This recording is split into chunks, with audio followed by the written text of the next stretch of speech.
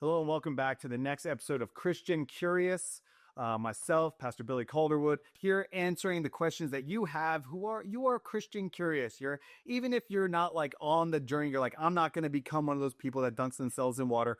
By the way, I was one of those people. So maybe, but maybe just someone who wants to understand, this is the world's most popular religion, seeing a resurgence of a bunch of people in the mainstream, all these people who are coming to faith and they're getting baptized and they're saying, Jesus is my Lord. And what is up with all that? What's happening is people are going to have questions. They're going to have hangups, and the best we can is to give you a little bit about how to approach those kinds of questions, because I was one of those people that had a lot of questions. Pastor Billy, you've been, dealing with people you've been a pastor for over 30 years. So you've dealt with people who have a lot of questions, hang-ups, things along those lines. So let's get into the next question that we have. This is from Sophie, and here's her question, which is a really good one.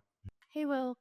I guess the question is, do Christians believe that secular people just don't have a moral compass just because we're not religious? And do you feel like the only reason that religious people aren't just running around committing adultery and committing murders is because of their religion? That seems concerning to me. Where does morality come from, basically? Wow, that's a great question. Want me to start, or you want to go start? I think let's go back and forth on this. The short answer is I don't know very many Christians. I can't think of any at the moment. And I know Christians from a lot of different tribes and stripes, Catholic, Orthodox, different versions of Protestant, Pentecostal, Charismatic, Baptist, Presbyterian, Anglican, Episcopal, keep going, that believe that secular people don't have morality and don't have a moral compass.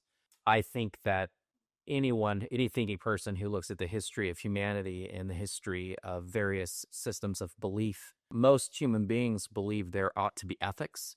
They believe there ought to be some sense of moral true north. Most secular people and religious people that I know, they generally, most of the time, want something like a just and well-ordered society.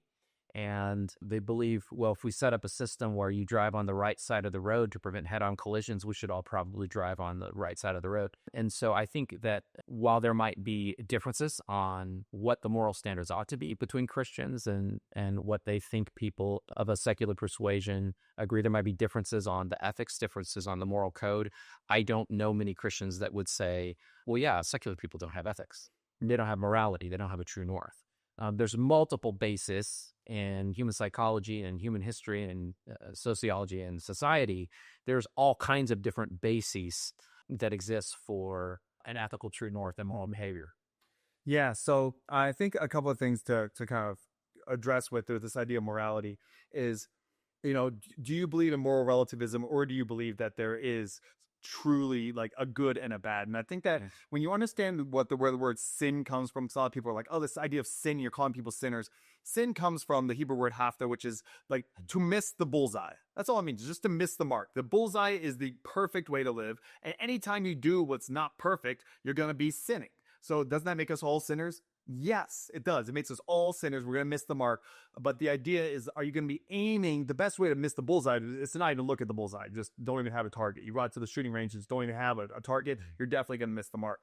But then then we're going to miss it. But if we have something to aim for, that's going to help. So when it comes to having some sort of structure could be in a religious foundation, it could be in some sort of other ideology, to have what are you aiming for? I think that's something to understand when we try to wrestle with the concept of morality. But morality from a strictly materialist standpoint, like just evolution says that all of your actions are just to procreate, continue your genetic lineage. So why would we say that so many things that you do aren't good for your genetic lineage to progress, but we would say that they're moral? So the idea of jumping in front of a train to save a child that's not yours, we would say that person's a hero. Well, why? That's really bad for their genetic lineage. So there's a lot of things that people do to, firefighters, these heroes that run into a burning building to save children that aren't theirs. In the animal kingdom, I'm talking about Darwinism, in the animal kingdom, when a lion takes over the pride, it kills all the cubs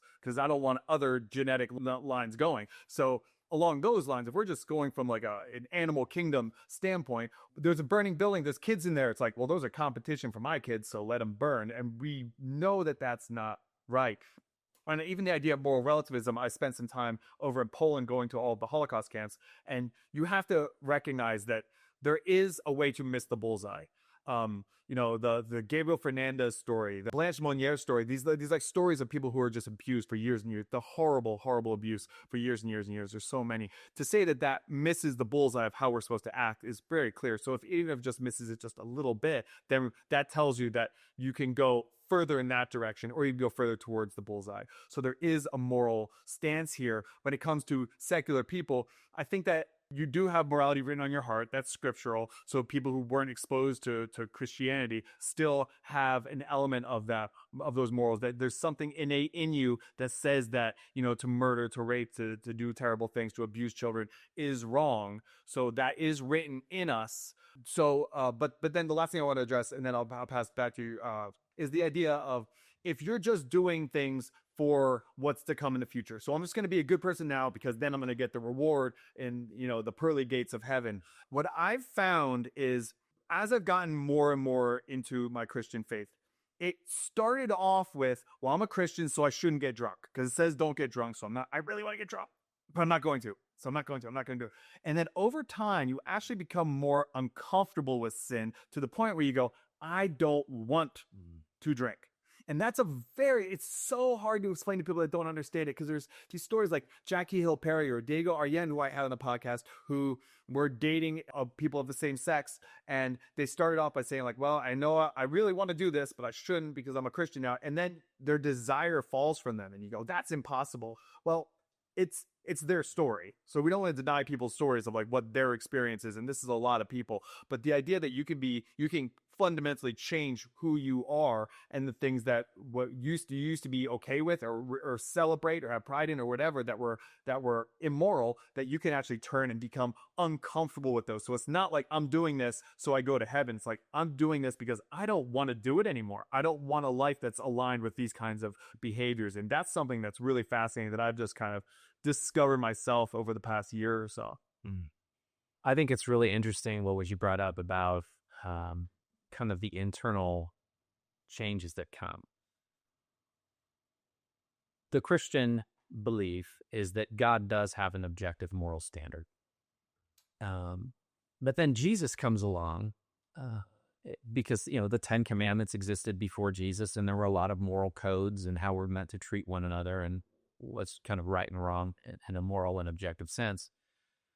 But Jesus comes along and he says some really radical things. He says, not only are you meant to not murder people, you're meant to not harbor the kind of anger in your heart that leads to murder. Not only are you not meant to commit adultery, you're not meant to have a heart that cultivates the lust for another person that would lead you into an adulterous relationship with them. And so Jesus seems to be hinting at something that the prophet Isaiah and earlier writers talked about God giving us a new heart. And I will level with you. I'm not a Christian primarily because I think the Bible's moral standard is superior to every other moral standard. I'm a Christian because I know in and of myself, left alone to my own devices, I'm not a person that's going to be able to hit my own moral standard. Romans talks about this. The Apostle Paul writes, the things that I wish I didn't do, I often do. The things that I aspire to, selflessness, sacrifice, whatever thing you or I might aspire to, he says, I can't hit those targets. But thanks be to God, because of what Jesus has done for me, I'm not a bad person getting better. I'm a dead person being spiritually reborn, and that resets my entire GPS. So what Will talked about is how God moves the goalposts on your desires. I was on a boat one time with GPS, and they programmed it to go somewhere, but another boat was coming across our path. So the guy who owned the boat just grabbed the helm and moved it. We navigated around the other boat, and the second he let go of the helm, it went right back to its pre-programmed coordinates. So people are like, I got to do the right thing. I got to do the right thing. I got to do the right thing. But the second you lose a little willpower, you let go, you go right back to what you're pre-programmed to do. And the idea of Christian morality experiencing the regenerative power of Christ in your life, which is a journey, is the idea that over time and through spiritual formation, my desires of my heart become more aligned what God would want for me and for other human beings. Jesus said, there's no greater love than a person would lay down their life for their friends. So, well, that kind of self-giving love does not come to me naturally, even if that is God's highest standard of sacrificial love. So I think for me, my hope as a Christian is not that I believe God's law is right, and I believe God does have objective moral standards, and everybody should follow those. But that's half the story. The other story is nobody can follow those. So most people are hypocrites, at least a little bit. There's no one I've ever met that constantly lives a life that gets to the standard of their highest ideals. And so the problem Christianity addresses is that whatever our sense of nobility, whatever our sense of moral code is, we all fall short of that. And we're in need of some kind of transformation, someone to pay the penalty for when we've done wrong, which is what Christ does, and then someone to offer us a hope for transformation and the belief that God would begin to reform, recreate my own inner desires in a way that more aligns. So I think you're right on the money with that kind of the internal transformation is kind of the hope of a lot of people that are walking the Christian journey, not because I'm there yet, but because I know I want God to be at work inside of me, kind of reprogramming my GPS, so to speak, so that I want things that are more in line with what God wants. Yeah, that's great. And I think in closing, if you just follow your heart is deceitful. Your heart steers you in the wrong direction.